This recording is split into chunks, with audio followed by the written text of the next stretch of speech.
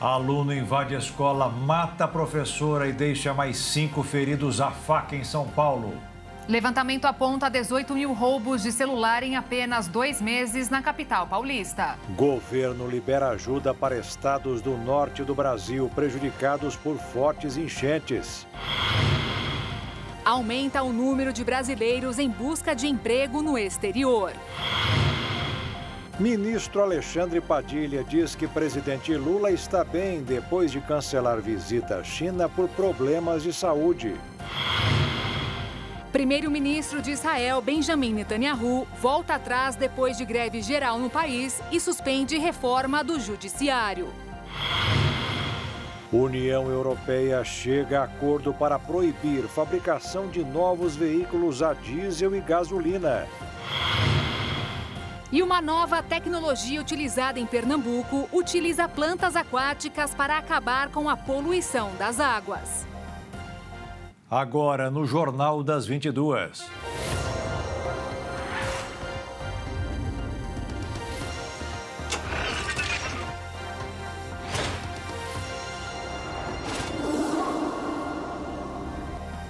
Olá, boa noite. Boa noite.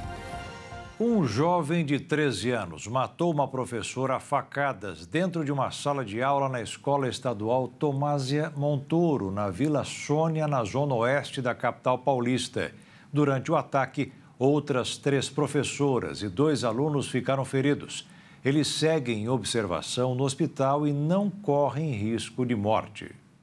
Imagens da câmera de segurança conseguem mostrar o momento exato em que o estudante do 8º ano do ensino fundamental entrou na sala de aula e atacou com golpes de faca a professora Elizabeth Tenreiro, de 71 anos. Após matar a professora, o adolescente ainda feriu outras pessoas com facadas. Ele só foi contido após uma outra professora lhe agarrar com um mata-leão e retirar a faca de sua mão. Segundo informações preliminares, ele teria ido até a escola hoje para acertar as contas com seu colega que havia brigado. Mas como o rapaz não foi, ele partiu para cima da professora. Uma faca, um pedaço de tesoura, uma arma de airsoft, 3 máscaras, uma luva preta, um boné preto, um HD, um videogame, um pano preto com desenho de caveira e um computador foram apreendidos com o aluno e também em sua casa, após uma varredura da polícia. No celular do jovem foram encontradas informações de ataques em outras escolas do país, o que indica que o crime foi planejado. Além disso, ele postou algumas fotos com máscara de caveira e faca momentos antes do ataque, em uma conta fechada no Twitter, onde tem apenas 29 seguidores, e usava o sobrenome de um dos autores do ataque à Escola Raul Brasil, em Suzano, que ocorreu em março de 2019. No dia 28 de fevereiro deste ano, uma funcionária da Escola Estadual José Roberto Pacheco, em Taboão da Serra, na Grande São Paulo, antiga escola em que o jovem estudava, prestou um boletim de ocorrência contra ele. No BO, o jovem é descrito como alguém que vinha apresentando um comportamento suspeito nas redes sociais, postando vídeos comprometedores, como, por exemplo, portando uma arma de fogo e simulando ataques violentos. Em entrevista coletiva na tarde desta segunda-feira, o secretário de Segurança Pública de São Paulo confirmou que o autor dos ataques foi transferido da outra escola porque tinha tido histórico de violência. Segundo o secretário da Educação, a transferência ocorreu no dia 6 de março. Na noite desta segunda-feira, o adolescente deixou a delegacia e deve seguir para a internação na Fundação Casa. Pelo menos 35 estudantes e professores foram mortos em ataques em escolas no Brasil desde o início dos anos 2000, segundo um relatório apresentado no final do ano passado. Com a morte da professora Elizabeth, esse número chega aos 36. Os ataques praticados por alunos e ex-alunos são normalmente associados ao bullying em situações prolongadas de exposição a processos violentos, incluindo negligências familiares, autoritarismo parental e conteúdo disseminado em redes sociais e aplicativos de trocas de mensagem. Nos Estados Unidos, uma mulher armada matou 3 crianças e 3 adultos que trabalhavam em uma escola cristã particular em Nashville, capital do Tennessee, nesta segunda-feira. Audrey Hale, de 28 anos, foi morta após confronto com a polícia.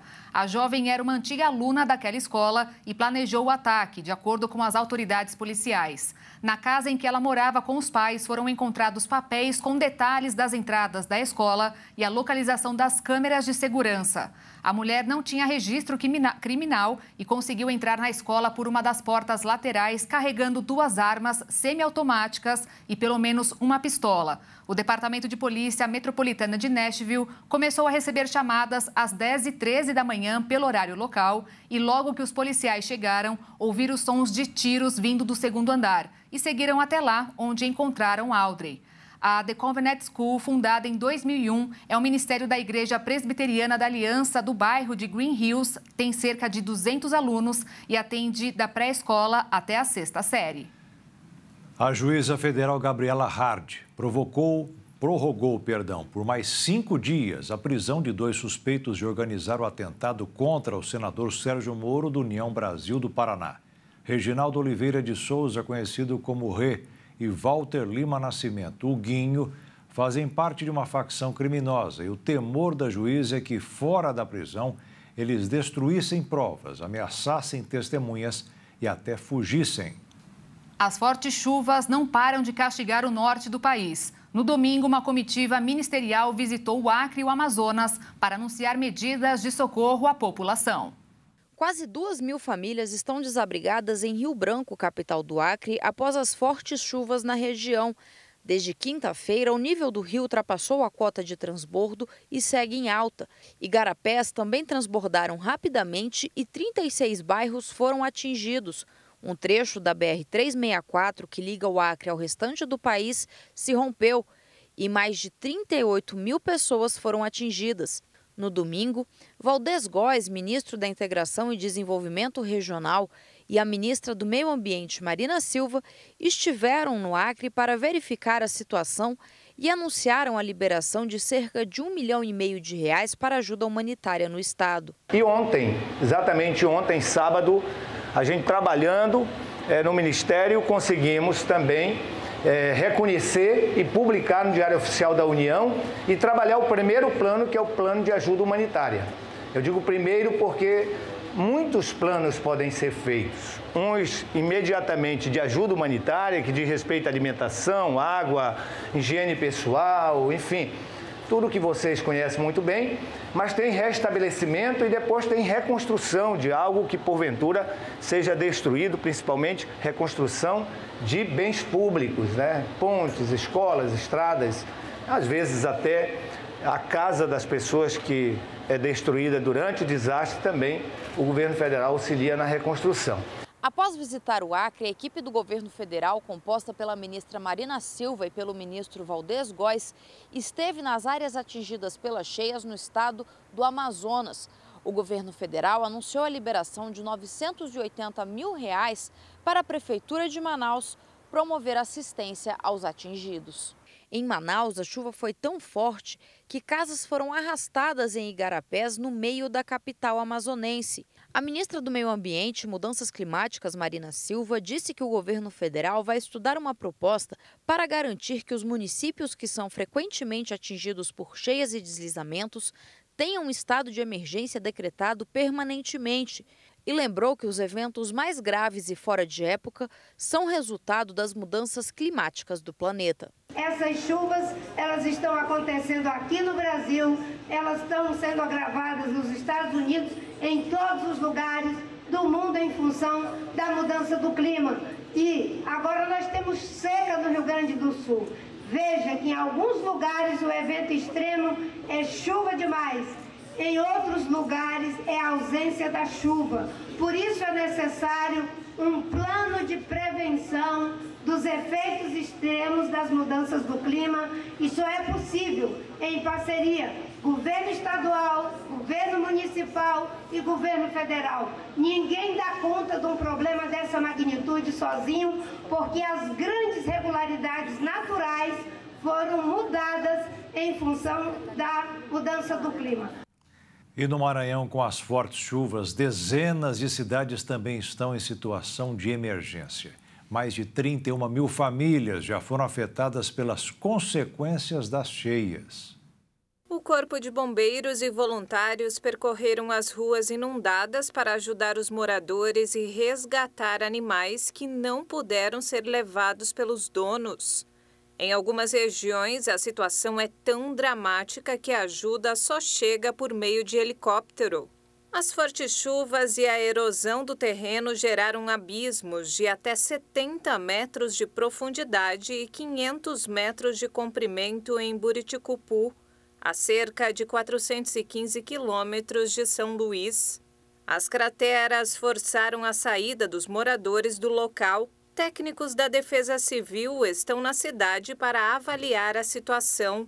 As chuvas deixaram as estradas maranhenses em péssimas condições. Crateras no meio das pistas ameaçam a segurança dos motoristas que trafegam pelo local. As pistas ficaram escorregadias e as pontes de madeira tornaram as viagens mais perigosas. O Ministério da Integração e do Desenvolvimento Regional e o Ministério das Comunicações estiveram no Maranhão para prestar apoio aos municípios atingidos. Segundo o IBGE, 27 milhões de brasileiros não têm certidão de nascimento. Por isso, a Corregedoria Nacional de Justiça marcou para a semana de 2 a 8 de maio um esforço para erradicar o subregistro civil de nascimento no país. A iniciativa será voltada à população de rua e contará com as secretarias estaduais e o Ministério de Justiça. São Paulo registrou mais de 18 mil roubos de celulares apenas nos 2 primeiros meses deste ano. Isso significa que a cada 10 minutos, pelo menos 2 aparelhos são roubados no estado. O número de roubo de celulares nos 2 primeiros meses do ano foi de 18.577. No mesmo período, os casos de furtos de celulares passaram dos 19.300. A mais recente pesquisa realizada pelo brasileiro e seu smartphone da Opinion Box, com mais de 2.000 entrevistados e com uma margem de erro de 2 pontos percentuais, apontou que no Brasil todo, 30% das pessoas com smartphone já foram vítimas de roubo ou furto de celular. Com 65% deles, isso aconteceu apenas uma vez, enquanto para 35% foram 2 vezes ou mais. De acordo com a Secretaria de Segurança Pública, foram registradas 202 mil ocorrências de roubo e furto de celular na capital em 2022. Esse número representa uma alta de 12% em relação ao ano de 2021, quando foram feitas 179 mil ocorrências. Uma parte considerável dos casos acontece na região central da cidade de São Paulo. Os bairros dos Campos Elíseos e Sé lideram o ranking do maior número de registros, com 11.400 e 10.200, respectivamente. A via da capital menos segura para os donos de celulares foi a Avenida Paulista, que teve 5.300 registros de roubo ou furto no ano. A Paulista tem quase o dobro de casos que a segunda colocada, a Avenida do Estado, com 2.900 casos registrados. De cada 10 casos, 3 acontecem no período da noite. Apesar dos altos índices, a Secretaria de Segurança Pública informou que os casos de roubo tiveram uma redução de 33% e os de furto caíram 22% em relação ao mesmo período do ano passado. A pasta acredita que a queda esteja relacionada às prisões de assaltantes e receptores realizadas pelas polícias do Estado.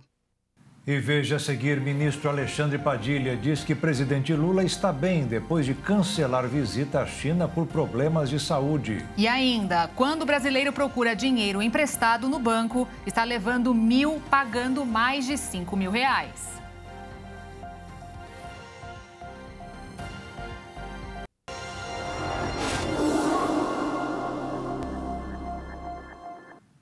O presidente Lula vai manter agendas internas esta semana no Brasil. A viagem que estava marcada para a China neste fim de semana teve que ser adiada por problemas de saúde.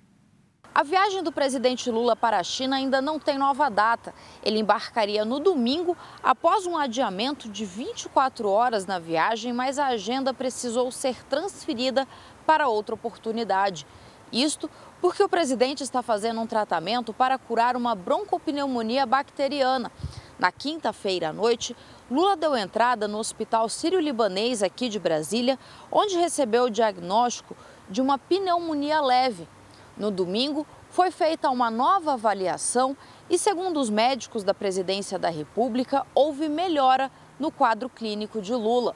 Mas foi feita uma recomendação de que a viagem fosse adiada até que o ciclo de transmissão da doença fosse encerrado. Tanto o governo chinês, através da sua embaixada, quanto autoridades na China, em contato com o Ministério das Relações Exteriores, manifestaram total compreensão do cancelamento da viagem, da missão nesse momento, e vão trabalhar uma nova data de recepção. O presidente Lula tem muito interesse do governo chinês em receber o presidente Lula. Tem vários acordos entre os ministérios para serem assinados. O presidente deve concentrar a sua agenda aqui no Alvorada, em temas internos aí do governo, vai conversar com os ministros durante toda essa semana. O presidente, portanto, segue aqui no Brasil, mas a comitiva brasileira do agronegócio está na China. Esta comitiva, composta pelo ministro da Agricultura, Carlos Fávaro, dezenas de empresários do agronegócio e representantes da Confederação Nacional da Agricultura. Nesta segunda-feira, o ministro Carlos Fávaro participou do evento Diálogo China-Brasil de Desenvolvimento Sustentável, onde defendeu um novo modelo para o agro e anunciou que o próximo Plano Safra terá incentivo para a recuperação de pastagens em área de plantio, para dobrar a área de produção agrícola no país. De Brasília, Jaqueline Fonseca. Segundo o ministro Alexandre Padilha, a viagem foi desmarcada por orientação médica, mas fez questão de garantir que o presidente está bem de saúde. Precisa apenas de maior cautela. O presidente da Câmara, Arthur Lira, disse hoje que aceita as comissões mistas propostas pelo presidente do Senado, Rodrigo Pacheco. O mecanismo deverá destravar a votação das medidas provisórias, mas Lira impôs uma condição para o acordo, que em cada grupo haja mais deputados do que senadores. As conversas vão continuar. Em quase 2 meses de funcionamento, os parlamentares devem intensificar os trabalhos nesta semana, em meio às tensões entre os líderes das duas casas. O presidente da Câmara, Arthur Lira, e do Senado, Rodrigo Pacheco, continuam os debates sobre a tramitação de medidas provisórias. Apesar de Pacheco ter determinado o retorno das comissões mistas para análise destes textos editados pelo governo Lula, Lira ainda tenta uma alternativa. Na sexta-feira, Lira se reuniu com Lula no Palácio da Alvorada e pediu que Pacheco convoque uma sessão do Congresso Nacional para que senadores e deputados federais possam discutir e decidir a tramitação de medidas provisórias. Em princípio, agora cabe aos líderes partidários das duas casas fazer as indicações de membros para os colegiados, para criar comissões mistas para analisar as MPs antes que elas sejam enviadas para o plenário do Poder Legislativo. Mas nem todos concordam com o procedimento de Pacheco, que tenta garantir apoio à sua decisão também na Câmara. Em meio ao embate, Lira anunciou um esforço concentrado para a votação na Câmara das 3 MPs restantes, editadas por Jair Bolsonaro nos próximos dias. Além da reforma tributária, o Congresso vive às vésperas da apresentação do marco fiscal. Partidos discutem o tema, mas esperam uma apresentação oficial da proposta do governo. As contas externas do Brasil fecharam fevereiro com saldo negativo de 2 bilhões e 800 milhões de dólares, 33% menos do que no mesmo mês do ano passado. Para chegar ao resultado, o Banco Central levou em conta o saldo da balança comercial, a conta dos serviços e os gastos dos outros países, o que inclui turismo e, por último, a remessa de dinheiro. Começando mais uma semana no mercado financeiro, os investidores ainda monitoravam o setor bancário internacional, dividindo atenções com a nova regra do teto de gastos e com a ata do Copom, que deve ser divulgada nesta semana. Cenário que fez o dólar fechar em queda nesta segunda-feira de 0,83%, cotado a R$ 5,20 na venda. E a Bolsa de Valores fechou em alta de 0,85% aos 99.670 pontos. O banco americano que faliu no começo do mês tem novo dono. O First Citizens comprou hoje o Silicon Valley Bank, que foi o pivô da crise bancária dos Estados Unidos. Para fechar negócio, o novo dono emprestou 72 bilhões de dólares e assumiu todos os encargos do banco. com a promessa de que não haverá nenhuma alteração nas contas dos clientes. E em meio às discussões sobre juros altos, crédito mais caro cresce no Brasil. E quem precisa de dinheiro emprestado está pagando cada vez mais caro aos bancos e a outras instituições financeiras. Quando o dinheiro que o brasileiro recebe não é suficiente para encerrar o mês, a alternativa sempre foi o socorro do cheque especial ou pendurar a conta no cartão de crédito. É fácil, sem burocracia, mas como a Selic não conta nessa hora e o que manda é a lei da oferta e da procura com uma grande pitada de reserva contra a inadimplência, o saldo não será nada agradável para o cliente. Para o banco, não. Além de ser suficiente para cobrir os calotes, sobra bastante. No cheque especial, por exemplo, a taxa está um pouco mais de 130% ao ano. No final das contas, a dívida mais do que dobra. Quem pega R$1.000 paga 2.320. Se for no cartão de crédito, existem duas situações. Quem procura o credor logo que percebe que não vai poder quitar e negocia, pagará 182% a mais. Mas quem deixa rolar e entra no rotativo vai ser punido com uma prestação de 411%. A dívida mais do que quintuplica. Os mesmos R$1.000 se transformam em 5.110. E segundo o relatório divulgado hoje por uma instituição fiscal independente, o que mais cresceu foi exatamente a procura pelo dinheiro do cartão de crédito. Está chegando ao fim o mutirão de renegociação de dívidas com os bancos e financeiras. Quem traz mais informações é a repórter Bruna de Jaimo. O prazo para renegociação de dívidas vai até o dia 31 de março, sexta-feira. A ação foi promovida pela Febraban em parceria com o Banco Central, a Secretaria Nacional do Consumidor e os PROCONs. Desde o dia 1º de março, os clientes podem negociar as suas dívidas diretamente com os bancos e financeiras através de diversos canais de atendimento. A renegociação é possível para dívidas com cartão de crédito, crédito consignado, cheque especial, empréstimo pessoal e outras modalidades.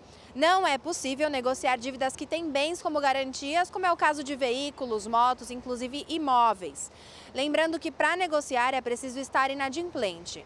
A última edição do mutirão havia sido realizada em novembro de 2022 e foram negociados mais de 2.300.000 contratos. A próxima edição está prevista para acontecer em novembro. Os dados mais recentes sobre inadimplência mostram que 65 milhões de brasileiros têm dívidas ativas. Em 2022 foi registrada uma alta. Em dezembro, 77% dos brasileiros tinham alguma dívida em aberto. Essa é a quarta alta consecutiva. De São Paulo, Bruna de Jaimo. Terminou sem acordo a reunião realizada agora à noite sobre a nova taxa de juros do crédito consignado para aposentados. A equipe política pede 1,9% ao mês. A equipe econômica quer 1,98% e os bancos falam que não dá para ser menos do que 2%. Um novo encontro foi marcado para amanhã, às 11 horas, com o ministro da Fazenda, Fernando Haddad, e a solução deverá ser levada para o presidente Lula. Quem investe na Bolsa de Valores deve saber que este ano não está obrigado a incluir na declaração do imposto de renda as operações de venda de baixo valor ou se não tiver tido lucro. Mas esta simplificação beneficia menos pessoas do que aparenta.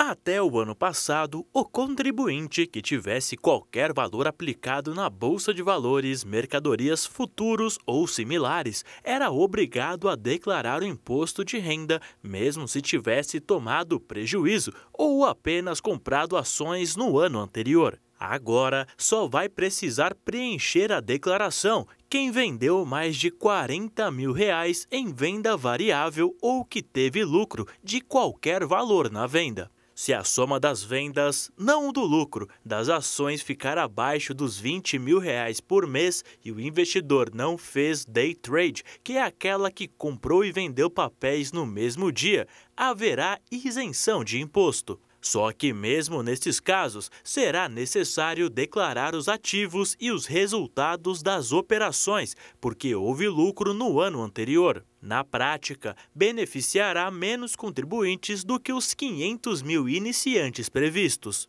Número que foi o motivo da mudança, porque a Receita detectou que apenas esse nicho fez a declaração no ano passado, apenas porque tinham ações e assim resolveu simplificar as regras até para ajudar o pequeno investidor, que muitas vezes se atrapalhava na hora de preencher. Os demais critérios de obrigatoriedade para enviar a declaração são os seguintes. Ganhou mais de R$ 28.559,70 de renda tributável no ano, sem salário, aposentadoria, aluguéis ou outras fontes tributáveis. Recebeu mais de R$ 40 mil isentos, não tributáveis ou tributados na fonte no ano, como indenização trabalhista ou rendimento de poupança. Teve ganho na venda de bens como casas e carros, entre outros. Era proprietário de bens de mais de R$ 300 mil. Passou a residir no Brasil em qualquer mês do último ano, permanecendo no país até o dia 31 de dezembro. Vendeu um imóvel e comprou outro no prazo de 180 dias. Caso se encaixe em algum desses casos, o contribuinte não deverá declarar apenas o estoque das ações do fim do ano anterior, na ficha Bens e Direitos. Também será necessário informar o resultado das operações, lucro ou prejuízo na ficha Renda Variável, com os prejuízos preenchidos com sinal negativo, para que as perdas possam ser abatidas do imposto de renda nos anos seguintes. E a seguir, primeiro-ministro de Israel volta atrás depois de greve geral no país e suspende reforma do judiciário. E veja também, aumenta número de brasileiros em busca de emprego no exterior.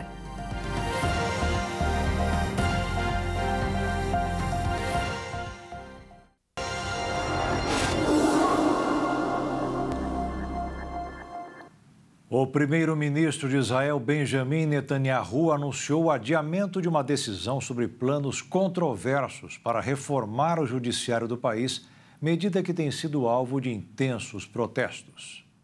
Netanyahu anunciou que a adoção definitiva dos diferentes projetos de lei foi adiada para a próxima sessão parlamentar, após o feriado da Páscoa. Em suas palavras, ele disse: por um senso de responsabilidade nacional, por uma vontade de evitar uma ruptura entre nosso povo, decidi pausar a segunda e terceira leitura do projeto de lei nesta sessão, a fim de dar tempo e alcançar este amplo consenso. Fecha aspas. Após o anúncio, a principal confederação sindical de Israel informou o fim da greve geral convocada para a terça-feira. Nos últimos dias, o país vem enfrentando sérios problemas. Tudo estava praticamente fechado, do aeroporto principal até as lojas e bancos e até mesmo os hospitais. Netanyahu terminou a sua fala dizendo, abre aspas, o nosso caminho é justo. Hoje, a grande maioria do público reconhece a urgência da reforma democrática do sistema judicial. Não permitiremos que ninguém roube o povo de sua livre escolha, embora não desistamos do caminho para o qual fomos eleitos. Faremos o esforço para alcançar um amplo acordo. Fecha aspas. A reforma defendida por Netanyahu pode ser resumida em 4 pontos. Impedir que a Suprema Corte do país revise legislações aprovadas pelo Parlamento, permitir que o Parlamento rejeite decisões da Suprema Corte com maioria simples, ou seja, com 61 votos em um total de 120 deputados. Empregar mudanças no comitê responsável pela nomeação de todos os juízes do país, inclusive os integrantes da Suprema Corte, de forma que o governo tenha maior influência. Isenção da obrigação dos ministros de Estado de cumprir determinações de seus assessores jurídicos, orientados pelo Procurador-Geral. Os tópicos citados na reforma causaram protestos, pois, segundo os opositores de Netanyahu, elas dariam ao parlamento a autoridade para anular as decisões da Suprema Corte com uma maioria básica, e tornariam difícil declarar um primeiro-ministro inapto para o cargo e removê-lo do poder. Por outro lado, Netanyahu disse que as mudanças impediriam que os tribunais extrapolassem seus poderes. A suspensão da reforma dará tempo ao premier, mas não resolverá o problema, já que os manifestantes estavam lutando para que esse projeto de lei fosse descartado, não somente adiado. E os alemães decidiram cruzar os braços nesta segunda-feira. Aeroportos, ferroviárias e empresas de ônibus do país suspenderam quase todas as atividades após a convocação de uma greve geral por melhores salários. A paralisação dos trabalhadores dos serviços de transporte pegou milhares de pessoas de surpresa nesta segunda-feira na Alemanha. De acordo com a Associação de Aeroportos, mais de 380 mil passageiros tiveram voos cancelados em todo o país e outros serviços dos aeroportos e estações de trens não estavam disponíveis. Os ônibus urbanos também pararam em algumas cidades. A paralisação convocada pelos sindicatos do setor deve durar 24 horas. Os trabalhadores pedem por reajustes salariais acima dos níveis da inflação, que chega a 9,3%. A Alemanha foi um dos países mais atingidos pela alta dos preços, principalmente após a guerra da Ucrânia e a suspensão de acordos comerciais e energéticos com a Rússia. Os ajustes provocados pelo conflito abalaram a economia, elevando as taxas e desvalorizando o salário da população. O porta-voz do governo alemão informou que a política deve ficar fora das negociações salariais. Já a ministra do Interior, Nancy Faeser, disse estar confiante que uma solução será encontrada ainda nesta semana. Seja para se divertir, se informar ou apenas para passar o tempo, a utilização das redes sociais é algo quase que inevitável nos dias de hoje e o seu consumo atinge praticamente o mundo todo. Um estudo demonstrou que o Brasil é o terceiro país do mundo que mais se utiliza dessas plataformas. Muito se sabe sobre a importância da inclusão digital e como ela precisa ser um dos pontos cruciais para o avanço da população em diversos âmbitos.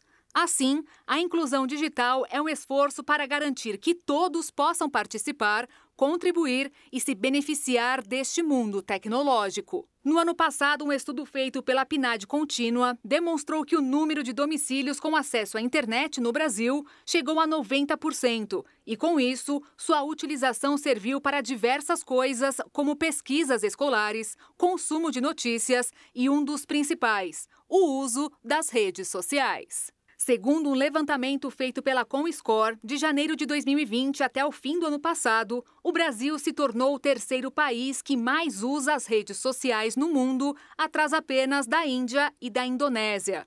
De acordo com o levantamento, o tempo gasto pelos brasileiros nessas plataformas aumentou 31%, chegando a 356 bilhões de minutos. Ou seja, cada usuário passou 46 horas nas redes sociais somente no mês de dezembro. Esse tempo todo dentro das redes fez com que uma revolução surgisse no e-commerce nacional. As empresas precisaram investir de maneira exaustiva na publicidade dentro dessas plataformas, principalmente por meio de influenciadores digitais. Mas como toda e qualquer coisa que seja exagerada, o uso contínuo pode trazer alguns problemas. Um exemplo disso é com um grupo de idosos, que foi analisado uma queda em seu círculo social que atualmente se encontra menos ativo. E o motivo para esse esfriamento no convívio social é que os idosos se sentem menos confortáveis em conversar ou interagir com outras pessoas pela internet. Sem contar que a troca do mundo real pelo virtual pode trazer complicações futuras, como sedentarismo, tristeza e até depressão. Desta forma, os especialistas listaram situações que podem tornar o uso cotidiano mais saudável, como, por exemplo, se desconectar da internet 2 horas antes de dormir para o corpo entender a necessidade de desacelerar. Trocar parte do tempo conectado por atividades ao ar livre. Marcar intervalos regulares durante o uso das tecnologias. E não acreditar em tudo o que é postado. Ao colocar essas situações em prática, você poderá evitar que se torne dependente das redes sociais e, além disso, poder viver um pouco mais da vida real. 1.200.000 testes de Covid perderam a validade no último dia 13. Os kits também servem para detectar o vírus da gripe. A equipe da ministra da Saúde, Nízia Trindade, culpou o ex-governo Bolsonaro pelo desperdício por comprar exames de validade muito curta. O ex-ministro Marcelo Queiroga disse que o atual governo sabia qual era o prazo de validade quando recebeu e assinou a documentação do lote. Uma pesquisa divulgada em dezembro de 2022 mostrou que muitos brasileiros consideram ir para fora do Brasil para trabalhar. E é possível ir para fora sem precisar mudar de carreira. Um mundo de possibilidades. Culturas, hábitos, culinária, paisagens, tudo diferente do Brasil. Tudo novo. Quem escolhe viajar dificilmente perde o encanto pelo destino escolhido. Mas quem vai para emigrar precisa estar preparado. E foi justamente isso que a Márcia fez. Foi para a Austrália com a cara e a coragem, sem saber o que faria por lá para se sustentar. Minha ideia era, tinha que ser um país que tivesse aberto para a imigração, porque a minha vontade é, eu vou com tudo. Chega lá, se eu gostar, eu fico. Então, esse país tinha que ter oportunidade de eu entrar legalizada, precisava ter oportunidade de emprego e precisava ter oportunidade de migrar. Praticamente foram só essas três únicas coisas que eu pensei. Eu não pensei na época assim, preciso poder de compra. Eu não entendia de poder de compra, eu não entendia de se o salário mínimo era suficiente para cobrir minhas contas.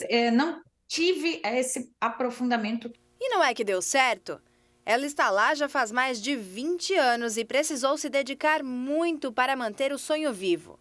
Ela descobriu o caminho das pedras e abriu espaço para que muitas pessoas conseguissem ir para o país sem precisarem deixar a sua profissão de formação. E até mesmo quem já estava lá, mas determinado a voltar, conseguiu encontrar uma solução e permanecer no país. Eu atualizei meu LinkedIn, atualizei meu currículo, fiz um mapa, que ela tem um mapa, né, de quem quer realmente migrar. E aí, no Covid, foi quando eu realmente falei, chega, agora não tem mais opção. Ou eu volto para o Brasil, ou eu fico na Austrália. E aí foi quando eu fiz a mentoria também. E eu estava decidida que ia ficar na Austrália. Decidi, estava certo, fiz a mentoria e com 3 meses eu já consegui meu primeiro emprego como fonoaudióloga assistente. O processo para conseguir se estabilizar fora do país nativo vai muito mais além do que a paixão pelo lugar escolhido. Antes de entrar no avião, é necessário se certificar de que toda a documentação está correta e não esquecer de levar na mala um bom inglês, habilidades profissionais e deixar no Brasil os hábitos de trabalho que nós já conhecemos, porque em outros países as habilidades comportamentais são tão valorizadas quanto as habilidades profissionais. O Fábio e a Rayane são casados há 12 anos e durante a pandemia eles decidiram ir em busca de novas oportunidades. E foi quando começaram a se planejar para morar em outro país. Primeiro foi necessário escolher o destino final e depois se programar para a mudança acontecer. Como a gente vai fazer na questão de reserva de dinheiro, enfim, a gente começou a procurar novos caminhos, novos empregos até, né? Foi uma questão da gente ter vindo para São Paulo, foi essa possibilidade de poder ganhar melhor para que a gente pudesse migrar mesmo. A viagem deles já era para ter acontecido, mas eles precisaram adiar porque a Rayane descobriu que estava grávida. E a viagem da família ainda vai acontecer, mas está prevista para janeiro de 2024. A expectativa deles é muito grande, já que estão há mais de 2 anos investindo e se organizando para viver em um novo país. E durante toda a preparação, o que não pode ficar de lado é a preparação psicológica. A Grace sofreu bastante no começo da adaptação dela e chegava a ficar dias sem falar uma palavra. Foi difícil, foi desafiador. Eu acho que foi um momento onde eu me senti mais triste, depressiva, humilhada da minha vida. Porque você sente que não tem família, que não fala a língua, então você fica em silêncio total. E aí penso, eu, uma pessoa que gosta de comunicar, totalmente em silêncio. A gente era de uma cidade do interior do Rio de Janeiro, tinha 35 mil habitantes só. Essa fase de mudança para São Paulo, uma megalópole, a gente já deixou a família para lá e isso já não tem sido uma coisa tão dolorosa quanto seria se talvez eu tivesse já para a Austrália. Não que a gente não sinta falta, mas esse período foi uma adaptação desse distanciamento que a gente vai ter. Transformar o sonho de viver fora do Brasil em realidade exige informação, dedicação e, acima de tudo, coragem. Mas a experiência promete ser recompensadora. E a seguir, a União Europeia chega a acordo para proibir fabricação de novos veículos a diesel e gasolina. E ainda, uma nova tecnologia utilizada em Pernambuco utiliza plantas aquáticas para acabar com a poluição das águas.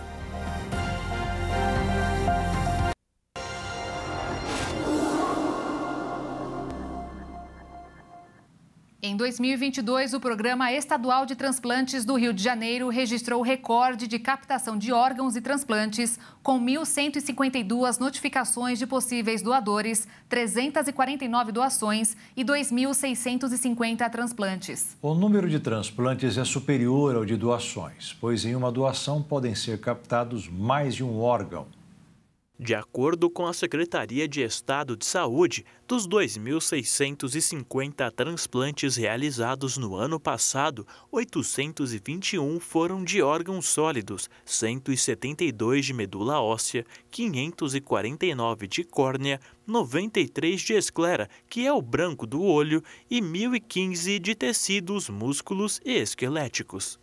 Já nos 2 primeiros meses deste ano, foram contabilizados 236 transplantes, sendo 121 de órgãos sólidos, 36 de medula óssea, 64 de córnea e 15 de esclera. Na avaliação da pasta, isso reflete o trabalho que vem sendo realizado pelo programa na capacitação das comissões intra-hospitalares de doação de órgãos e tecidos para transplantes, que funcionam dentro das unidades de saúde. Atualmente, 160 comissões atuam em conjunto com a Central Estadual de Transplantes. Com o registro de melhor resultado da série histórica que começou em 2010, superando os números de 2019 antes da pandemia, a Secretaria quer que o Rio de Janeiro seja referência e modelo para todo o Brasil na área. E para isso não mede esforços e tem investido em aumento e capacitação de equipes que fazem a captação de órgãos nos hospitais. Em 2021, para melhorar a captação de órgãos no estado, disponibilizou um helicóptero exclusivo para esse tipo de transporte. Medida que agiliza o processo cujo sucesso depende de um transporte rápido. No ano passado, a aeronave transportou 145 órgãos para transplante. As doações de órgãos no Brasil ocorrem de forma solidária e dependem da concordância dos familiares. De acordo com o levantamento da Central Estadual de Transplantes, o número de negativas de famílias que não desejam doar o órgão do familiar falecido vem caindo ano após ano. Em 2015, a taxa foi de 43% e em 2022 caiu para 35%. Já no primeiro bimestre deste ano, a taxa estava em 33%. E hoje, dia 27 de março, é dedicado ao Dia Nacional de Combate ao Câncer de Intestino. Poderia ser só uma data para incentivar a prevenção, mas ela traz também preocupações. O número de internações por conta da doença mais do que dobrou em 10 anos. Os motivos para o aumento variam entre alimentação e sedentarismo. O levantamento inédito foi realizado pela Sociedade Brasileira de Endoscopia Digestiva, Sociedade Brasileira de Coloproctologia e Federação Brasileira de Gastroenterologia. Nele, foi possível analisar que, independentemente de onde os novos casos de câncer pesquisados começassem, o resultado era gerado, em suma maioria, por 2 fatores: a alimentação e o estilo de vida. Os médicos explicaram durante o estudo que o aumento do consumo de alimentos ultraprocessados e a redução do consumo de fibras, somados a sedentarismo, tabagismo e alcoolismo, são as principais causas do crescimento dos cânceres intestinais. E os registros de internação trazem números alarmantes. Entre 2012 e 2022, somente no SUS, foram 657.183 hospitalizações por conta da doença. Neste mesmo período, foi observado um crescimento de 64% das internações, que, por sua vez, levam os especialistas a acreditar que o problema é ainda maior, já que o consumo de ultraprocessados tem aumentado de maneira relevante, assim como o sedentarismo da população brasileira. Dessa forma, os médicos reforçam que hábitos relacionados à dieta, controle do peso e atividade física podem reduzir o risco de desenvolvimento do câncer coloretal. Mudar alguns desses comportamentos pode ser difícil, mas fazer essas mudanças ainda ajuda a diminuir o risco de muitos outros tipos de câncer, bem como de outros problemas graves, como doenças cardíacas e diabetes. E para este ano, a campanha de conscientização e prevenção ao câncer de intestino tem como slogan "Saúde é prevenção. Cuide de você. Evite o câncer de intestino". Além da chamada prevenção primária, com recomendações para que as pessoas se alimentem bem, se exercitem e não consumam álcool em excesso, os especialistas falam também da importância da prevenção secundária, que é a realização de exames periódicos de colonoscopia para quem tem mais de 45 anos. Pesquisadores brasileiros desenvolveram uma tecnologia simples e de baixo custo para detectar a doença de Parkinson em diferentes estágios. Um sensor eletroquímico manufaturado em impressora 3D pode antecipar o diagnóstico, permitindo o tratamento precoce, e ainda funciona como modelo para a identificação de outras doenças. O sensor indica rapidamente a concentração da proteína PARC7DJ1 no plasma sanguíneo humano e em fluido cerebroespinal sintético. A molécula está relacionada à doença de Parkinson em níveis abaixo de 40 microgramas por litro.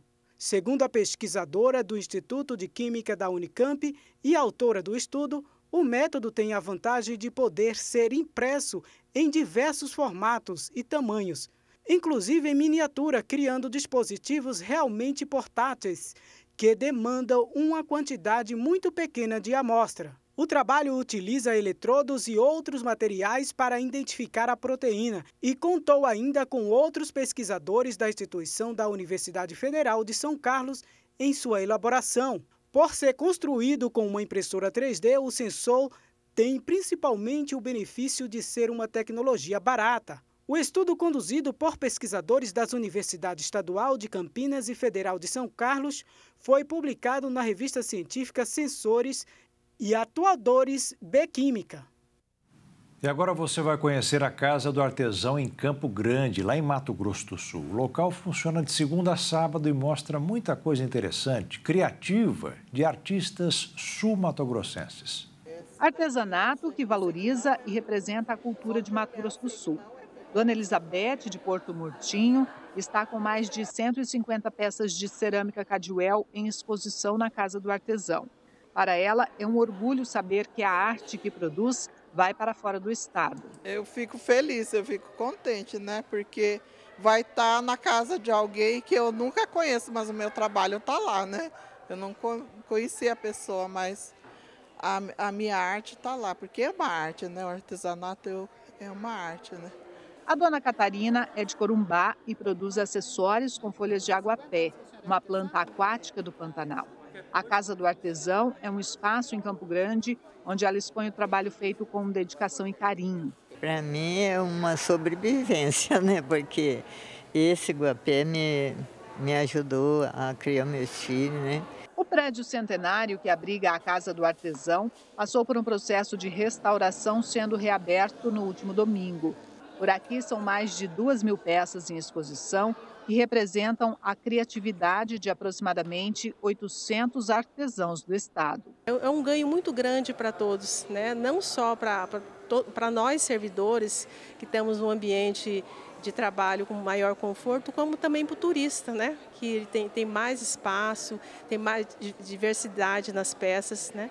Então é um ganho para todos. Com investimentos na ordem de R$2,5 milhões, a obra completa de restauração aqui da Casa do Artesão faz parte do projeto Retomada MS. A expectativa é que a partir de agora o espaço atraia um número ainda maior de visitantes. Este casal veio de São Paulo e aproveitou para conhecer o espaço. É diferente, é um impacto cultural diferente, né? Aqui tem uma grande diversidade também, é diferente de São Paulo, as coisas mais feitas à mão, assim, é muito bonito. Acho muito bacana aqui, acho que aproveita bem da cultura local, é um ambiente extremamente, assim, que enriquece muito também, né, a cultura, tanto para turista quanto para quem já mora aqui também. Os países da União Europeia chegaram nesta segunda-feira a um acordo que valida o fim dos automóveis com motor de combustão interna a partir de 2035, um dos pilares das ambições do bloco em questões ambientais. O anúncio do acordo foi feito pela delegação da Suécia, país que ocupa a presidência semestral do Conselho da União Europeia. A delegação não forneceu detalhes da reunião dos representantes permanentes dos países do bloco em Bruxelas. Este regulamento para acabar com as emissões de CO2 na frota automóvel é um dos pilares do ambicioso plano da União Europeia para alcançar a neutralidade do carbono até 2050. O texto havia sido, inclusive, aprovado pelo Parlamento Europeu em fevereiro e determinava 100% de motores elétricos para carros novos vendidos a partir de 2035 no bloco.